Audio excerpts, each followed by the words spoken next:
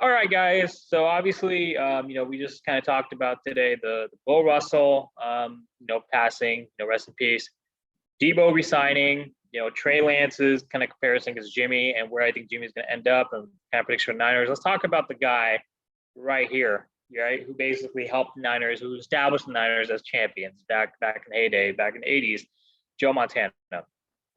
Joe, obviously, I watched this documentary on Peacock. God, the name, it's horrible. I don't know why my short-term memory sucks, guys, but I have to look up everything. I watched the Joe is Cool Under Pressure, I think what was it called, right? Joe Montana, Cool Under Pressure, was that what it's called? Yep. Joe Montana, Cool Under Pressure. It's a 6-episode miniseries on Peacock about Joe Montana's career, his life and career, pre-49ers and in the heyday of the 1980s 49ers, and then post-49ers with Kansas City, and obviously today.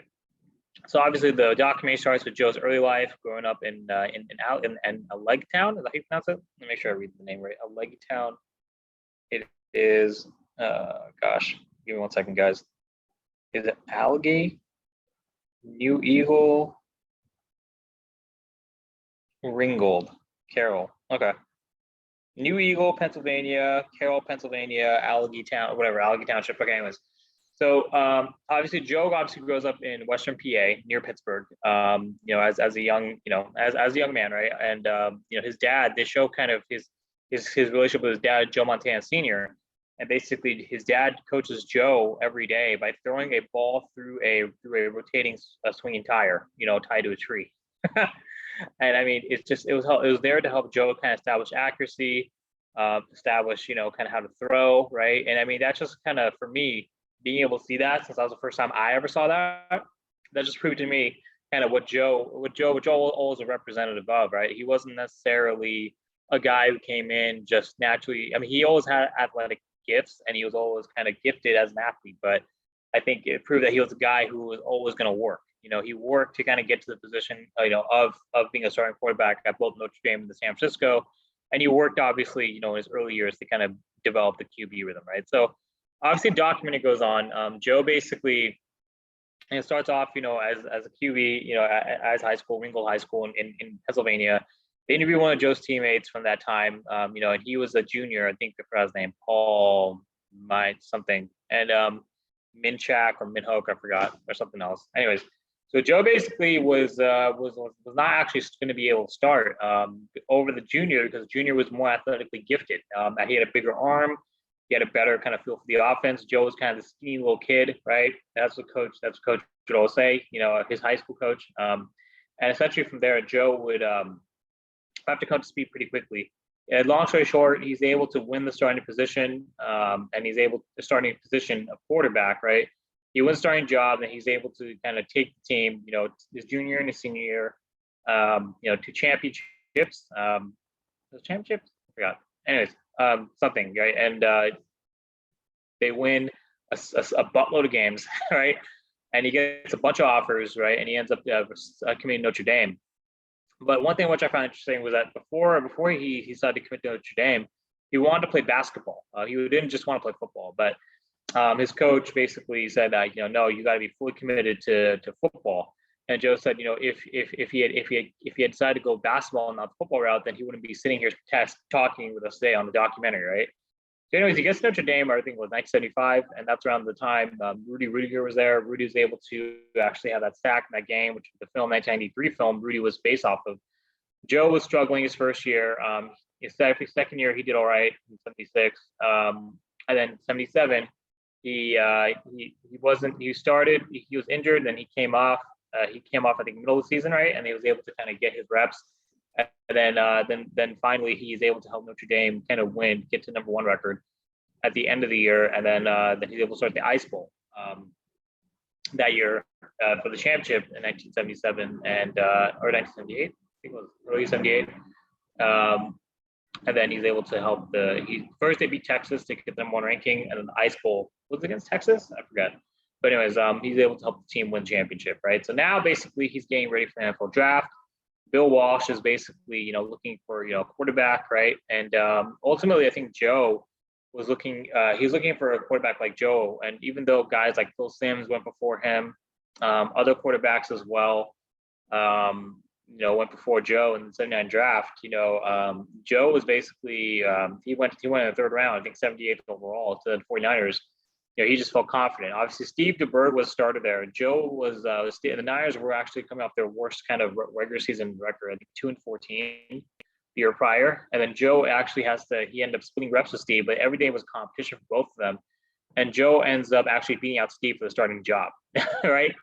And then from there, I mean, it just took off, and obviously, you go to the catch, right, with Dwight Clark, and they actually asked Dwight, actually right there, right, the helmet right there, right, and so they actually asked Dwight about his relationship with Joe early on, and it was so cool for me to see that kind of how they were as as young kind of up and comers, in San Francisco, who basically established themselves right in the city after winning the Super Bowl, and then essentially from there, then they actually had a pretty wild kind of lifestyle, right. Joe obviously was actually convicted of drugs throughout his tenure, and but he actually proved them false. He meets his wife Jennifer, but anyways, moving along, right? I mean, the 49ers are able to win, in the 84-85 season, narrative against Joe and Dan Marino. Joe's able to beat Dan Marino in the Super Bowl at Stanford Stadium, I think 38-16. Joe struggles in 85 and 86 against the Bears, against the Giants. He gets injured, and then essentially then in 87, the 49ers trade for Steve Young, and that's when the quarterback controversy began. Steve wanted to obviously play, he wanted to start, but Joe was basically of the mindset that you had to beat him for it. He's going to who else going to give him anything, right? Steve was able to show some flashes in the 87 season, but 88, Joe came back, and essentially, the Walsh went with the decision to go with Joe, and the Niners go on to win the Super Bowl, and then they go back to back to 89, 90. And won 4 Super Bowls in 8 years. They set the record for most points scored in the Super Bowl in the Super Bowl 24 in 1990. And essentially from there, Joe is now obviously the cemented as one of the greatest quarterback of all time at that point. Ultimately from there, obviously then he gets injured after the 1990 season, which I talked about not too long ago on this podcast.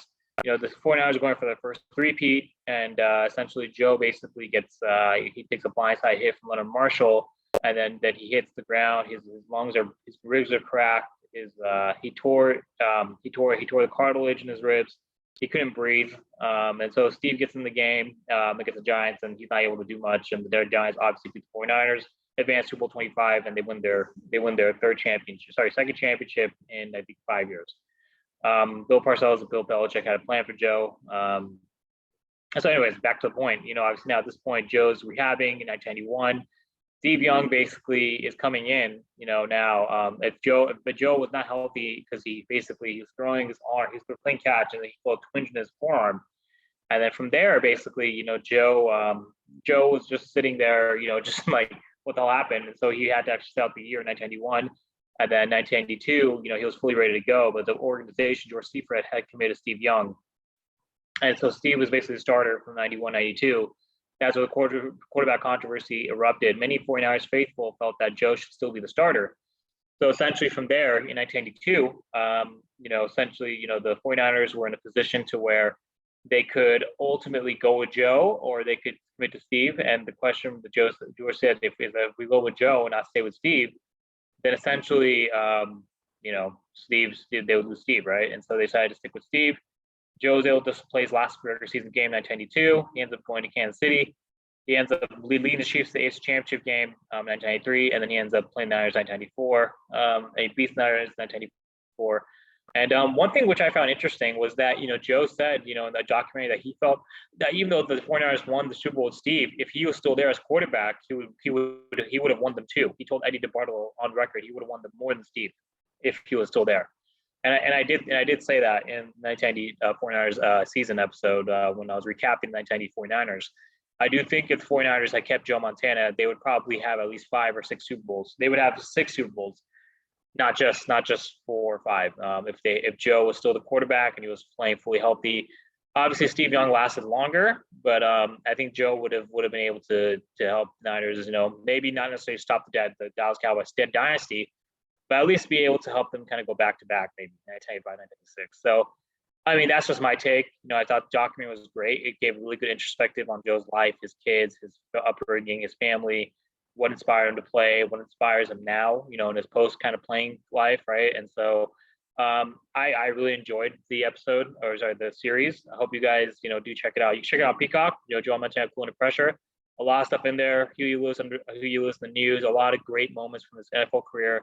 His relationships, guys who came into the fold. This is Ronnie Lott, Randy Cross. Who were on record to say Joe's better than Steve, right? I mean, and they would tell Steve to his face that. So ultimately, I thought that documentary was great. I'll give it 9 out of 10. And you guys can check it out on Peacock, and hopefully enjoy this episode, and God bless.